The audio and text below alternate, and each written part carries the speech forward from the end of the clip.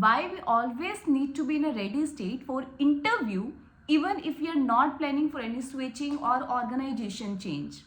Strange ना, but it's true. We always need to be in a ready state. हमेशा हमारे skills updated रहने चाहिए. क्यों?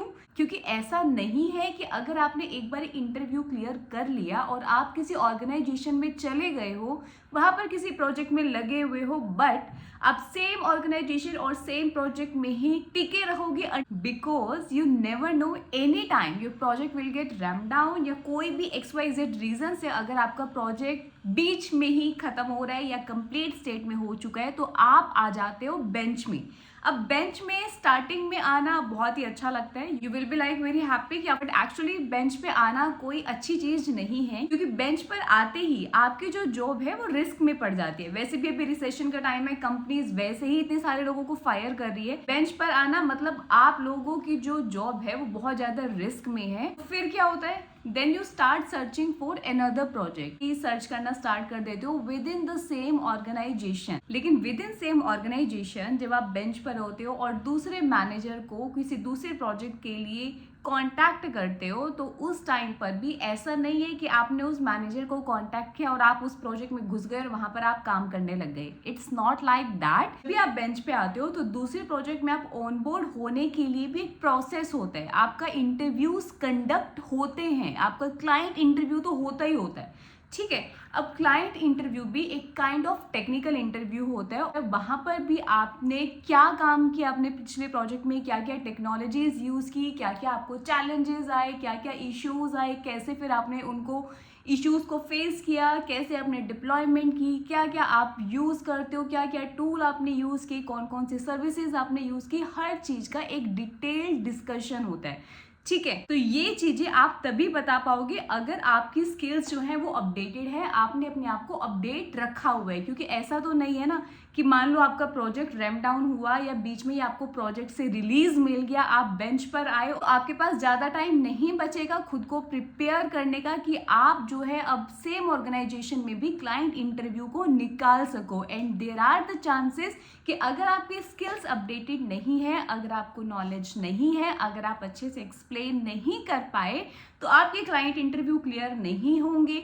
एक बार होगा, 2 बार होगा, 3 बार होगा, 4 बार होगा, लेकिन अगर ये चीजें आपकी 4-5 बारी या मैक्सिमम अटेम्प्ट में भी आपका क्लियर नहीं होता, तो HR से आपको फीडबैक मिल सकता है, एक नेगेटिव फीडबैक कि आपके नंबर ऑफ क्लाइंट इंटरव्यूज हमने कंडक्ट कराए लेकिन your skills are not up to the mark. तो कहीं ना कहीं वो आपके लिए नेगेटिव जाएगा, जिसका इम्पैक्ट आपकी जॉब पर जाएगा.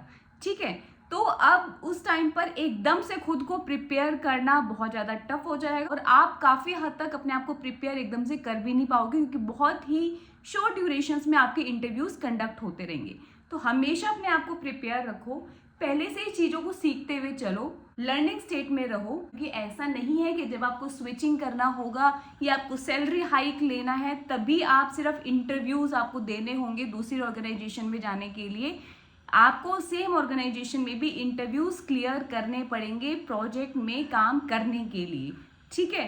तो हमेशा अपने आप को अपडेट रखो, अदरवाइज ये बहुत ज़्यादा प्रॉब्लम क्रिएट करेगा आपके लिए. सेकेंड थिंग कि जब भी आप किसी दूसरे प्रोजेक्ट में अप्रोच करते हो तो हमेशा आपका रेफरेंस चेक होता है. आपके कलीग, आपका जो लास्ट मैनेजर था, सबसे आपके बारे में फीडबैक लिया जाता है कि what kind of person you are. क्योंकि हर एक बंदे का ना एक पॉजिटिव नेगेटिव फीडबैक रहता है कि भाई ये बंदा तो बहुत अच्छा काम करता है, तो एक्सपर्ट है अपने इस टेक्नोलॉजी में, ये बंदा एवरेज है, ठीक है, काम देते हैं तो कर लेता है, बट बहुत ज़्यादा अच्छा साउंड नहीं करता है. तीसरा होता है कि बहुत ही नेगेटिव कि भाई कुछ खास बंदा नहीं है, एस्केलेशन ज़्यादा आती है, एक बहुत ही नेगेटिव फीडबैक रहता है. तो हमेशा इस चीज़ के लिए प्रिपेयर रहना कि भाई आप कभी भी दूसरे प्रोजेक्ट के लिए अप्रोच कर रहे हो ना, तो भी आपका फीडबैक पुरानी जगह से लिया जा रहा है. कि ना कहीं आपका इंटरव्यू होने से पहले ना जो भी बंदा आपका इंटरव्यू ले रहा है या जो भी दूसरे प्रोजेक्ट का मैनेजर है या क्लाइंट है, उसके दिमाग में एक परसेप्शन होगा आपके लिए. तो आज की वीडियो में इतना ही. आज की वीडियो का मेरा मेन मुद्दा यही था कि हमेशा अपने आप को अपडेटेड रखो, ना इसलिए नहीं कि सिर्फ आपको स्विच करना है और दूसरे ऑर्गेनाइजेशन में जाना है या अपनी किसी ड्रीम कंपनी में जाना है, बल्कि इसलिए भी ताकि आप अपनी जो जॉब है उसको सिक्योर कर पाओ, आप दूसरे प्रोजेक्ट में जा पाओ, क्योंकि आपको नहीं पता कि कभी भी आपका प्रोजेक्ट रैम डाउन हो सकता है, कभी भी वो खत्म हुआ, या आपको किसी भी XYZ रीजन से अगर आपके प्रोजेक्ट ने, आपके मैनेजर ने आपको प्रोजेक्ट से रिलीज कर दिया, तो आपको within the same organisation में भी दूसरा प्रोजेक्ट ढूंढने के लिए इंटरव्यूज क्रैक करने पड़ेंगे। सो मिलेंगे अपनी अगली वीडियो में। वीडियो अच्छी लगी हो तो चैनल करना सब्सक्राइब, वीडियो को देना एक बड़ा सा लाइक। Bye bye.